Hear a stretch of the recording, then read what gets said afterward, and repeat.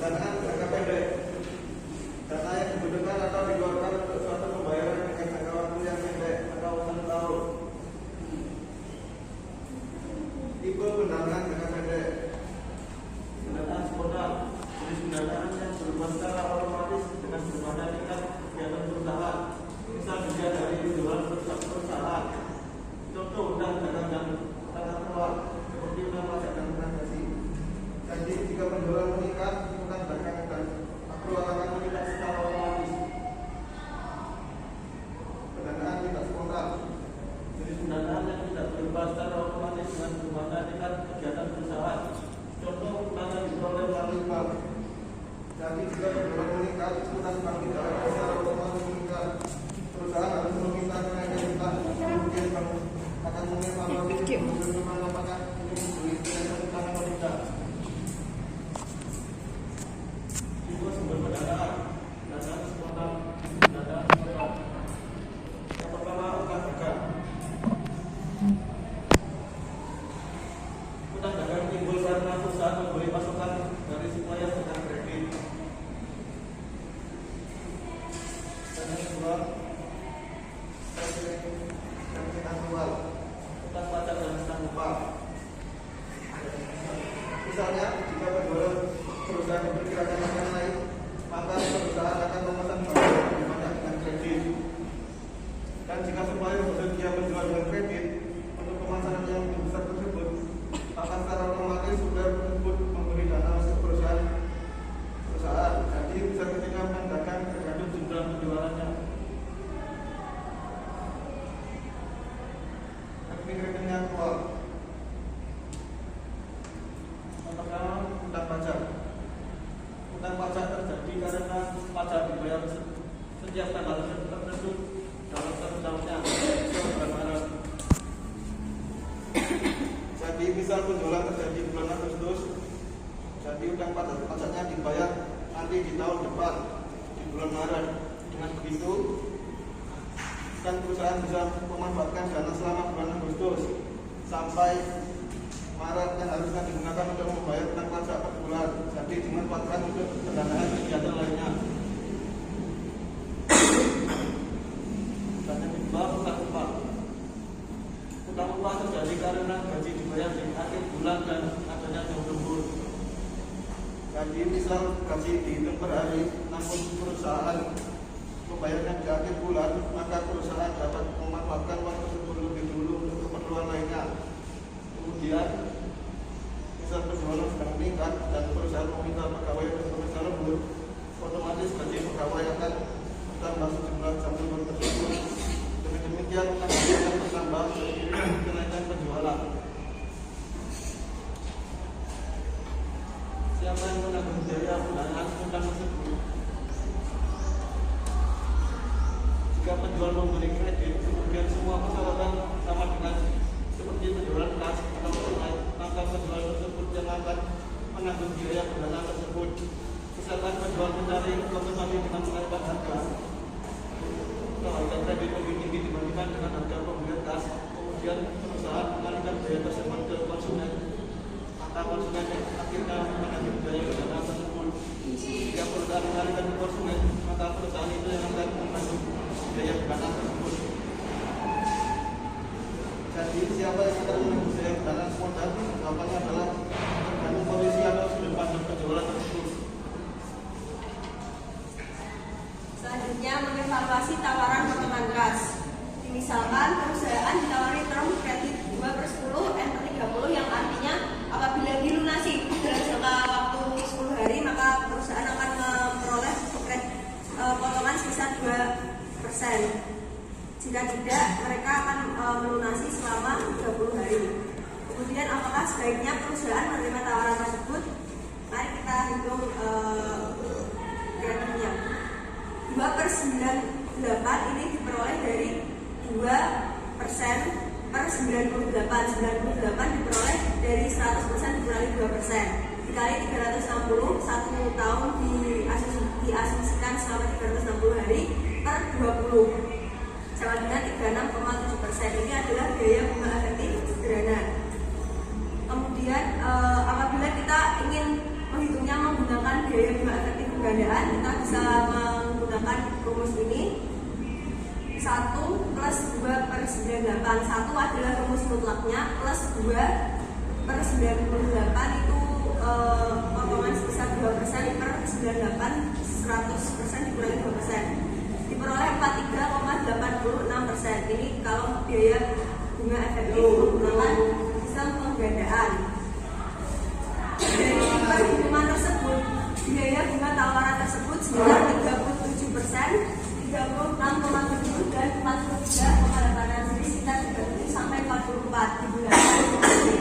Misalkan saja tingkat bunga pasarnya itu 20%, jadi tawaran sebaiknya diterima. Karena apa? Karena biaya bunga yang diasumsikan itu lebih tinggi daripada bunga pasar 20%. Jadi kemungkinan besar perusahaan mengalami keuntungan atau ada biaya kesempatan dalam pembayaran bunga tersebut. Kemudian metode stretching.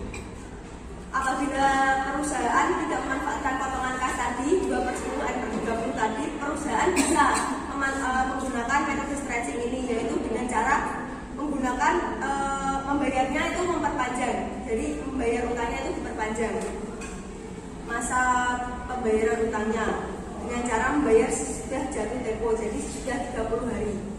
Misalkan di tabel ini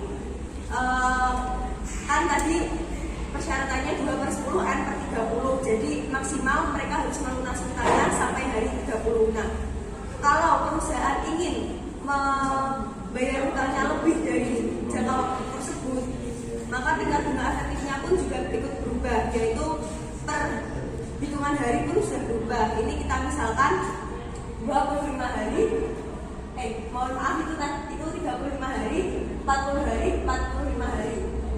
Kita bisa melihat kalau tingkat bunga efektif semakin menurun, mulai dari 37, 29, 24 sampai ke 15, seiring dengan perpanjangan dari 30 sampai ke 60 hari. Jadi kesimpulannya, metode stretching ini semakin dia jangka waktunya semakin panjang, semakin dia lebih lama melunasi utangnya, maka tingkat bunga pun semakin menurun. Artinya biaya kesempatan mereka untuk mendapatkan keuntungan dari pembayaran bunga itu semakin kecil, seperti itu. Kemudian pendanaan tidak spontan, ada beberapa aspek, yaitu commercial paper, pinjaman kredit, factoring, menjaminkan piutang, menjaminkan barang dagangan, akseptansi bank, dan repo. Commercial paper merupakan surat jangka pendek yang dikeluarkan perusahaan. Ini commercial paper itu tanpa jaminan, jadi dia mengajukan hutang itu tidak ada jaminannya, seperti itu, dan langsung dijual ke investor atau biasa disebut itu sekuritas. Biasanya jangka waktu CP berkisar sampai 90 sampai 270 hari atau 3 sampai 9 bulanan. CP atau commercial paper merupakan alternatif utang jangka pendek yang diperoleh melalui bank. Bunga CP biasanya lebih rendah dibandingkan dengan bunga pinjaman. Ini alasan kenapa perusahaan itu mengeluarkan atau mengajukan CP seperti itu, karena bunganya itu lebih rendah daripada pinjaman biasa. Selanjutnya ada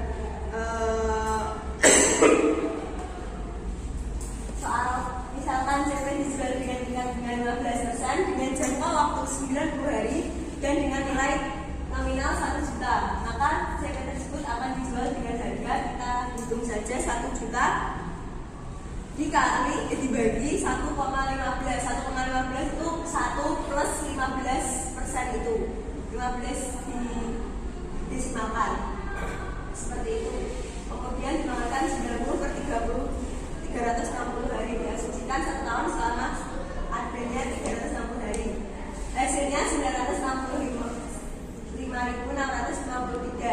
Nah, artinya ini ketika CP itu dikeluarkan, ketika CP itu dijual, itu harganya itu senilai 965 hari itu. Nah, kemudian ketika dia sudah mencapai tenggang waktu 90 hari, maka perusahaan harus membayarnya 1 juta. Jadi harga CP ketika dikeluarkan dan setelah 90 hari itu berbeda. Kalau baru dikeluarkan CP itu bernilai 965, tapi kalau nanti sudah mendekati jangka waktu 90 hari yang sudah ditetapkan itu harganya menjadi 1 juta. Itu. Selanjutnya pinjaman kredit. Pinjaman kredit ini biasanya bank jangka pendek, pinjaman jangka pendek itu menggunakan sistem self liquidating, di mana aset yang dibeli menggunakan dana pinjaman harapannya bisa mengalirkan aliran kas yang cukup untuk melunasi pinjaman tersebut. Jadi di mana kita mengambil hutang, harapannya hutang tersebut bisa untuk pendanaan kas kita untuk melunasi pinjaman. Kemudian jenis pinjaman dari bank ada 2. Yang pertama kredit transaksi, yaitu kredit yang ditujukan untuk tujuan spesifik tertentu, yaitu tujuannya mungkin dia untuk mendanai aliran kasnya, mungkin lagi syarat, lagi macet atau apa, maka dia mengajukan kredit seperti itu. Dan untuk memperoleh kredit ini surat utang harus ditandatangani.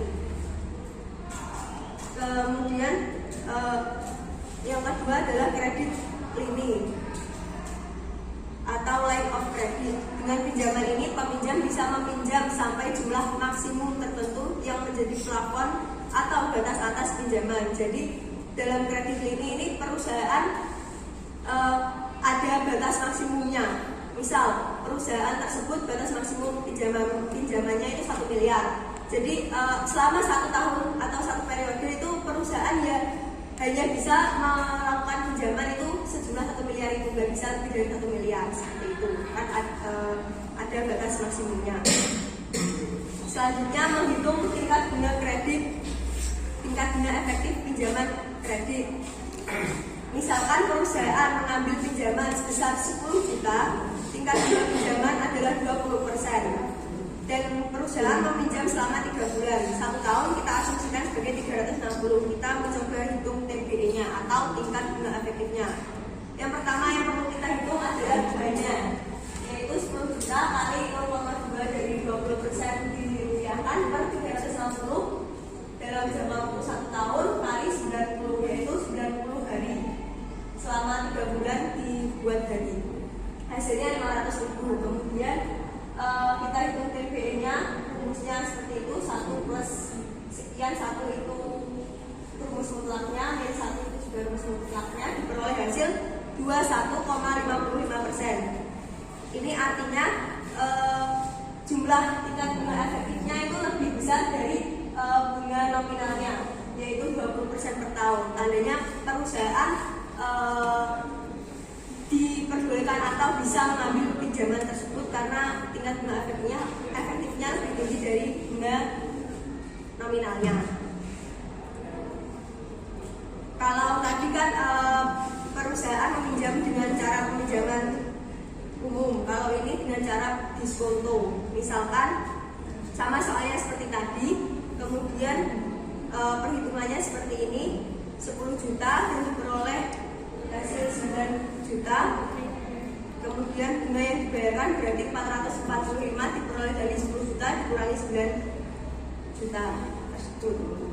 Kita hitung tingkat bunga efektifnya sama seperti tadi dan diperoleh hasil 20%. 20% ini kita lihat di tingkat bunga nominalnya sudah 20%, artinya tingkat bunga efektif sama nominalnya kan sama. Jadi tidak ada keuntungan bagi perusahaan. Jadi ini terserah perusahaan apakah dia mau mengambil pinjaman tersebut atau tidak, karena tingkat bunga efektifnya sama dengan tingkat bunga nominalnya.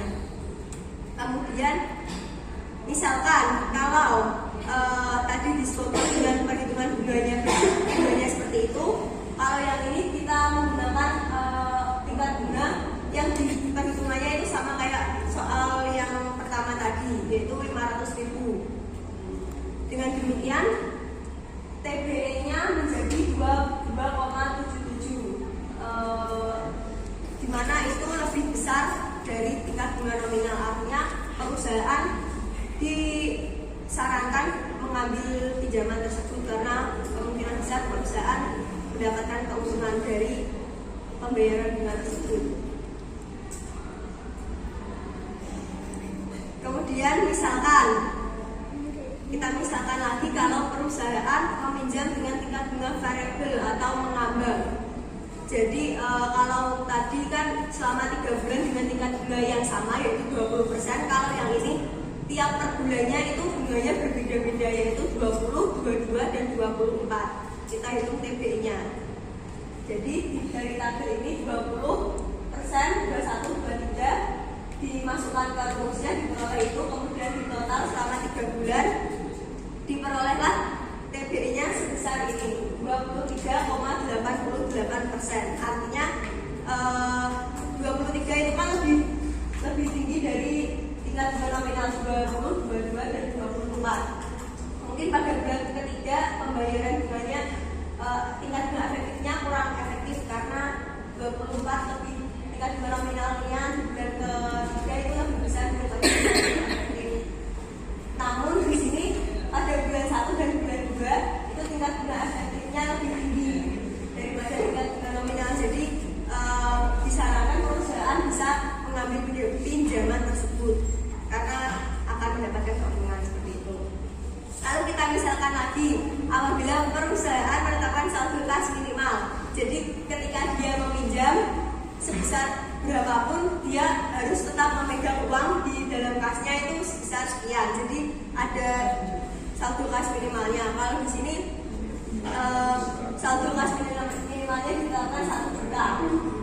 Perhitungannya langsung saja seperti tadi, TBI-nya diperoleh hasil 24,14, artinya lebih tinggi dari bunga nominal yaitu 20%. Jadi perusahaan bisa mengambil tawaran pinjaman ini.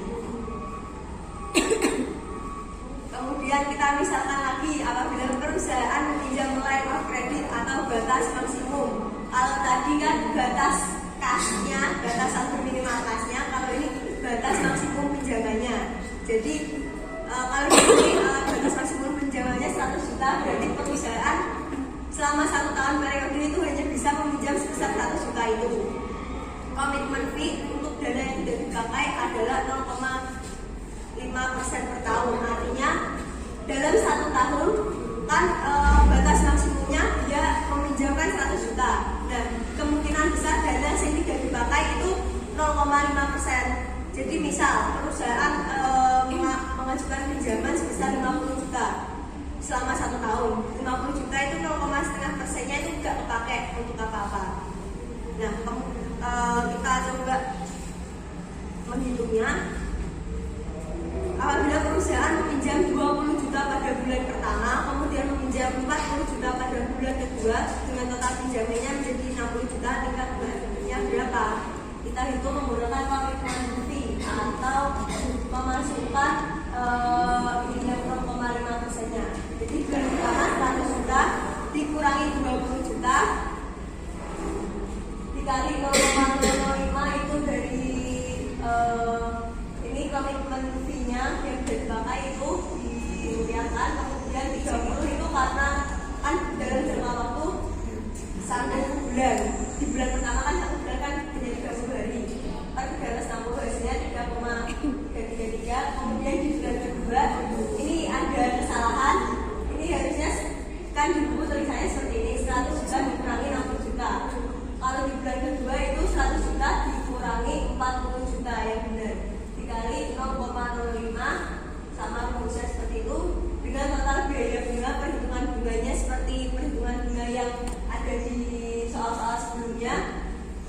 Total biaya bunganya diperoleh 2,3 sekian. Kemudian total biayanya itu dari bulan pertama, bulan kedua di total, kemudian dijumlah dengan total biaya bunga hasilnya 2.3999. Artinya biaya yang ditanggung perusahaan yang dibayar yang termasuk komitmen fee itu sebesar 2.300.000 sekian.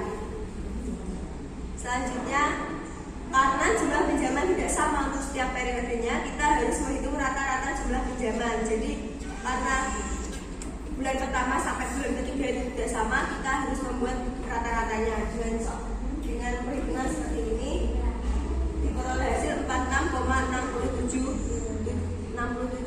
juta. Dari rata-rata ini kita hitung lagi tingkat bunga efektifnya diperoleh hasil 22,21%. Ini artinya lebih tinggi dari bunga nominal. Jadi perusahaan bisa mengambil keputusan peminjaman tersebut. Kemudian kalau ini ada kasus lagi, jika bank menentukan saldo minimal sebesar 5% atau 5 juta. Jadi dari pinjaman tersebut, dari pinjaman ini tadi 100 juta, saldo kas minimal yang dimiliki perusahaan sebesar 5 juta. Jadi dana yang tersedia 41,67, yaitu 46 dikurangi 5 juta. 46 diperoleh dari rata-rata tadi. Kita hitung tingkat bunga efektifnya, diperoleh hasil 25,11%. Itu lebih tinggi daripada tingkat bunga nominal tadi, yaitu 20%. Saldo kas minimal meningkatkan tingkat bunga efektif dari sekitar 22% menjadi 25%. Ini dari 22% menjadi 25%. Jadi penerapan saldo kas minimal itu bisa meningkatkan tingkat bunga efektif. Artinya perusahaan itu lebih bisa mendapatkan keuntungannya kalau dia menetapkan saldo kas minimal. Selanjutnya dijelaskan oleh teman saya. Baik, saya akan melanjutkan di factoring. Factoring atau pinjam piutang berarti menjual piutang gagal. Nah, dari segi perusahaan yang punya piutang, factoring punya manfaat karena perusahaan tidak perlu menunggu sampai piutang jatuh tempo untuk memperoleh kas. Pihak piutang juga memperoleh manfaat karena factoring merupakan alternatif investasi. Nah, kemudian ini pihak yang terlibat factoring, yang pertama ada pihak yang menjual piutang dan membutuhkan dana tunai. Pihak ini disebut sebagai pihak satu. Kemudian yang kedua ada pihak yang berhutang kepada pihak satu, yaitu pihak dua. Kemudian yang ketiga, pihak yang membeli piutang dan memberikan cash kepada pihak pertama, yaitu pihak ketiga, dinamakan pihak ketiga. Nah, pihak ini juga disebut sebagai faktor. Nah, untuk yang factoring itu biasanya itu yang lebih diuntungkan itu yang pihak pertama. Kemudian yang perlu dilihat dari factoring itu pihak ketiganya. Dari pihak ketiga itu mempunyai keunggulan atau mempunyai kemampuan untuk membayar utang tersebut atau enggak. Kemudian siapa yang membutuhkan factoring? Nah, secara umum perusahaan yang membutuhkan dana factoring adalah perusahaan yang tidak dilayani oleh bank, baik karena perusahaan tersebut tidak bankable atau tidak layak di mata bank, atau karena tidak mau pergi ke bank. Dan perusahaan semacam itu merupakan pangsa potensial bagi perusahaan factoring. Nah, dinamakan tidak layak di mata bank itu berarti mungkin pihak perusahaannya itu tidak ada jaminan yang layak di mata bank tersebut. Lanjut. Nah, kemudian pembiayaan factoring. Biaya factoring biasanya terdiri dari dua macam. Yang pertama, biaya komisi penjualan, factoring commission, dan biaya pembiayaan bunga. Nah, biaya komisi dibayar karena fungsi pengawasan piutang beralih ke faktor. Faktor memelihara buku besar piutang yang dijual. Nah, faktor itu bisa disebut sebagai pihak ketiga. Kemudian mengambil alih risiko piutang dan juga melakukan penagihan piutang. Nah, komisi factoring mengkompensasi tugas-tugas tambahan tersebut. Besarnya komisi bisa mencapai sekitar 3,4-2% dari nilai piutang yang dijual. Biaya bunga dihitung mulai pada saat pemberian dana ke perusahaan sampai pada saat pembayaran piutang ke faktor. Secara umum, biaya bunga factoring biasanya lebih tinggi dibandingkan dengan biaya bunga di bank, sekitar 2% lebih di atas bunga umum. Hal ini terjadi karena tinggi risiko factoring lebih sedikit dibandingkan dengan risiko di bank. Nah, kenapa banyak yang menggunakan factoring? Meskipun bunganya itu lebih tinggi dibandingkan dari bank. Jadi di factoring itu ada beberapa manfaat yang tidak ada di perusahaan lain seperti di bank dan lain-lain. Nah, kemudian pemain factoring,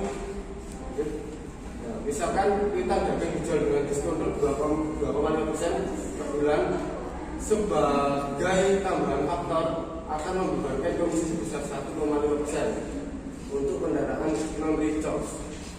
Jika eksportir menjual 1 juta piutang dagang yang berjangka 90 hari tanpa recharge, perusahaan akan memperoleh yang pertama nilai nominalnya 1 juta. 1 juta, kemudian biaya non recharge-nya itu 1,5% dari komisinya, kemudian dikali 1 juta dari komisinya itu, kemudian jadinya 15.000. Kemudian biaya faktoringnya 2,5% dari diskonto dikali 3. Kenapa dikali 3? Karena 90 hari, ada 3 bulan. Kemudian dikali 1 juta hasilnya 75.000. Jadi nilai yang diterima eksportir yaitu 910.000.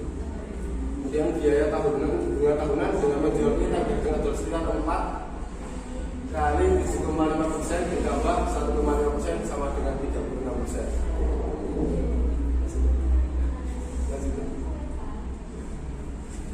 Oke, selanjutnya yaitu menjaminkan piutang.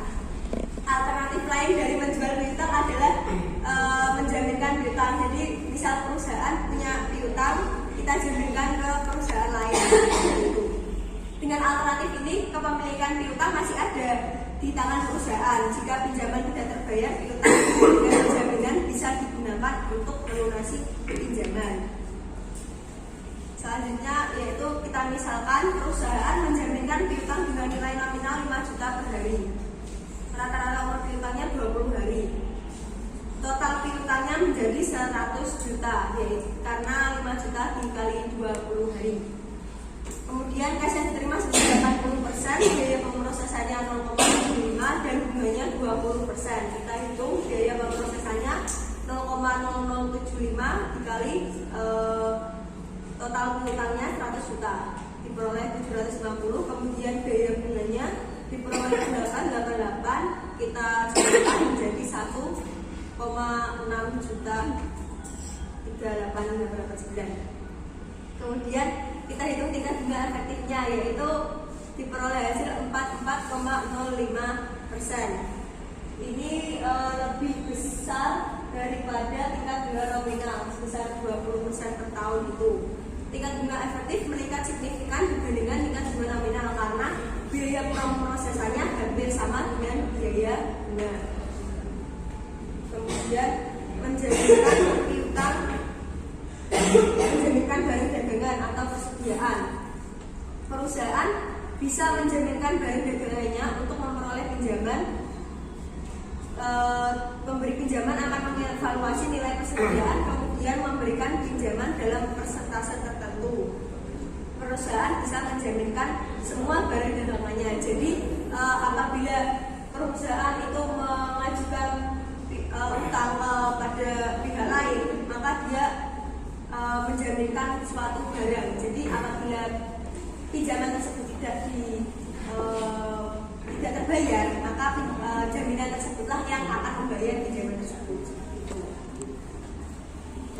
Kemudian akseptasi bank dimulai dari perintah membayar terhadap suatu bank atas jumlah uang tertentu.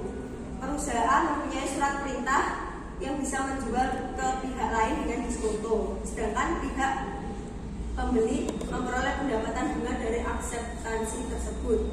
Jadi akseptansi bank itu merupakan surat. Jadi ada surat perintah untuk membayar jumlah uang ke bank seperti itu. Kemudian menjual atau menahan akseptansi.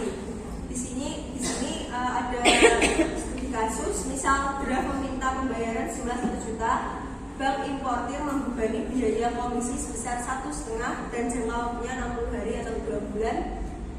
Jika eksportir memutuskan untuk menahan akseptansi sampai jatuh tempo, eksportir akan menerima secara diskonto sebesar, kita hitung nilai nominalnya, kemudian komisinya sebesar 1 juta dikurangi biaya komisinya sebesar 1,5%, diperoleh hasil 2.500. Kemudian nilai akseptansi bersihnya itu 987.500 dari 1 juta dikurangi 2.500. Pada saat jatuh tempo, bank importir akan menerima sejumlah 1 juta. biaya komisi tetap akan dibayar oleh eksportir. Kemudian apakah dia akan menahan atau menjual akseptansi. Nah, selanjutnya repo atau repurchase agreement. Misalkan dealer penjual sekuritas membutuhkan dana, dia bisa menjual seharga surat berharga kepada pihak investor, disertai dengan perjanjian bahwa ia akan membeli kembali surat berharga pada waktu tertentu dengan nilai yang lebih tinggi dibandingkan nilai pembelian. Jadi di sini perusahaan itu jika dia membutuhkan dana, dia menjual surat berharga itu ke pihak investor langsung. Jadi itu lebih besar keuntungannya seperti itu kalau menjualnya langsung ke pihak investor. Nilainya lebih tinggi daripada bunga pinjaman. Dengan cara seperti ini, perjanjian pinjaman dengan surat berharga sebagai jaminannya. Jadi ada surat berharga lah yang dijadikan jaminan seperti itu. Pinjaman dengan cara repo dipandang sebagai pinjaman yang beresiko kecil karena pinjaman tersebut dijamin oleh surat berharga yang dikeluarkan oleh pemerintah. Jadi kalau kita mengajukan pinjaman dengan menggunakan repo ini itu lebih kecil resikonya. Jadi kemungkinan besar perusahaan tidak membayar itu ada jaminannya, surat berharga dari pemerintah langsung. Kemudian evaluasi.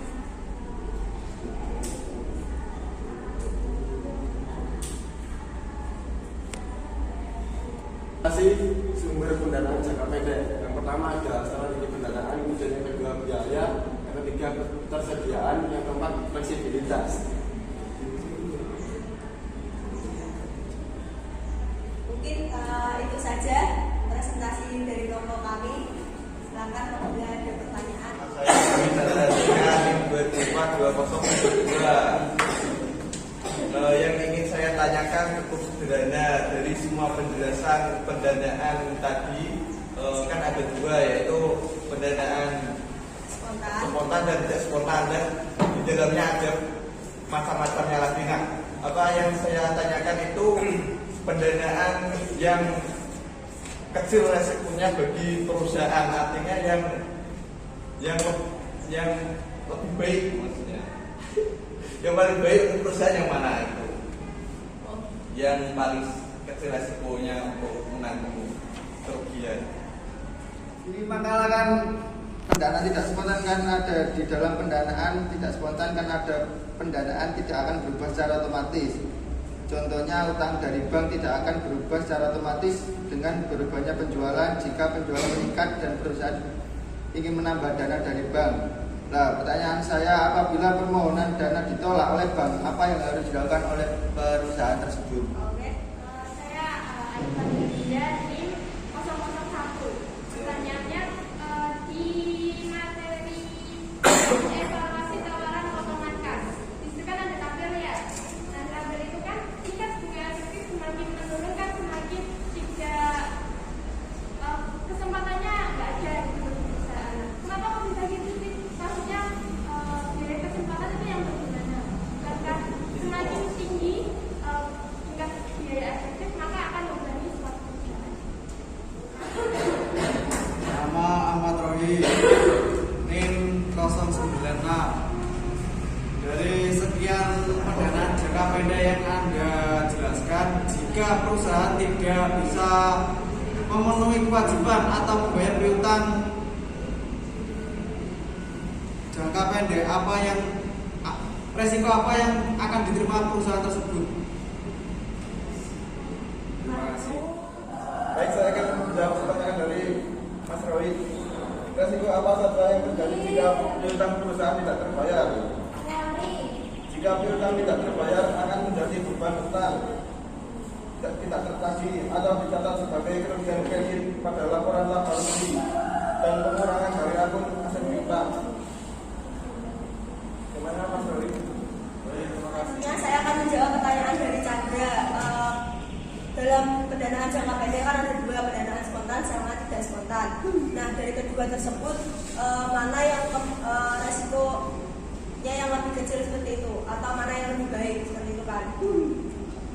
menurut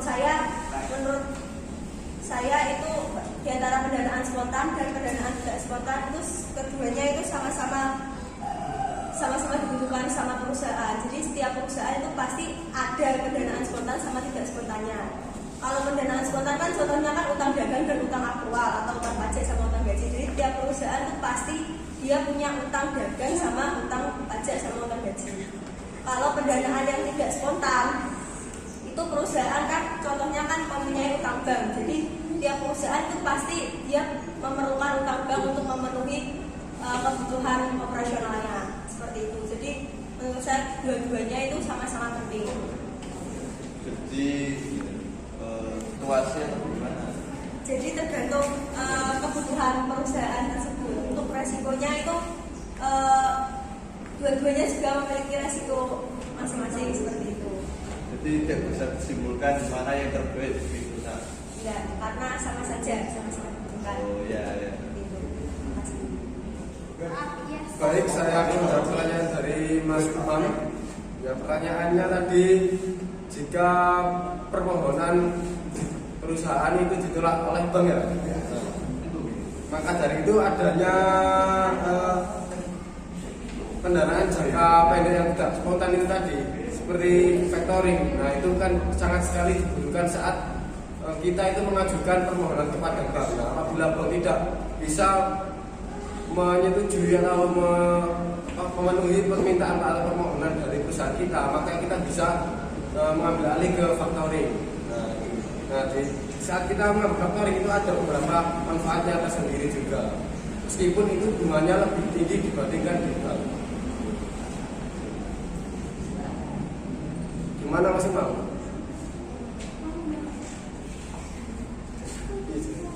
Selain apa cara factoring, apakah ada peminjaman untuk yang lain? Jawabannya ada. Ini kan ada di pendanaan tidak spontan, seperti contohnya commercial paper, terus apa tadi? Ini ada penjaminan barang dagangan. Nah, yang factoring itu tadi cuma salah satunya dari pendanaan tidak spontan itu tadi. Ya, terima kasih. Sama-sama. Jawab pertanyaan dari Mbak Aifani mengenai kenapa kok tingkat bunga efektif itu ini kan semakin lama semakin menurun, terus kemudian bilangnya biaya kesempatannya seperti itu. Jadi kalau dalam tingkat bunga efektif itu misal ini yang 30 tingkat bunga efektifnya kan 37%. Kemudian di 35 hari menurun menjadi 29%. Jadi perusahaan itu kehilangan kesempatan yang harusnya perusahaan bisa membayar bunga dengan jumlah sekian, itu dia semakin lama itu bunganya semakin besar. Jadi seperti itu, dia kehilangan kesempatan. Uangnya yang harusnya dikeluarkan untuk bunga itu jumlah 100.000, karena dia membayarnya lebih lambat, dia jadinya membayarnya 150.000 kayak gitu. Jadi bunganya itu dia semakin bertambah, tapi tingkat bunga efektifnya semakin menurun. Artinya gak efektif itu loh, semakin lama membayar itu gak efektif, dia kehilangan biaya kesempatan. Seperti itu. Sekian presentasi dari kelompok 1, kurang lebihnya mohon maaf.